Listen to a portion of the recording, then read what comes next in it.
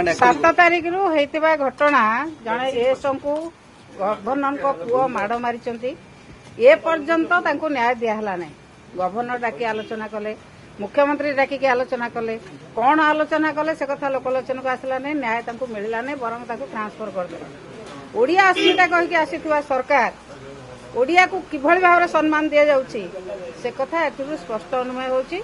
Morning shows of day जो भଳି भाव सरकार प्रथम दिन जना पड़ी किभଳି भाव ओडिया अस्मिता को सुरक्षा दे पारे।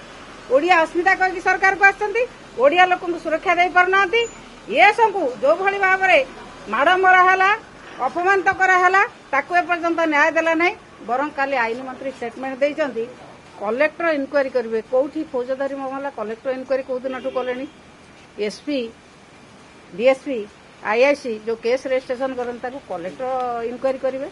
यही भाव में दायित्वहीन वक्तव्य दबा एवं ए घटना को घोड़ाई जो प्रकार प्रयास जारी रखिंट सरकार तेणु आमर दाबी मुख्यमंत्री स्टेटमेंट दिंतु कि प्रकार न्याय देइचंती एसको कि प्रकार न्याय देइचंती ओडिया अस्मिता को किभଳି भाव में सुरक्षा दउचंती। मुख्यमंत्री स्टेटमेंट दिंतु उत्तर रखंतु कि प्रकार सुरक्षा देइचंती एसको ओडिया अस्मिता को किभଳି भाव में सुरक्षा देइचंती।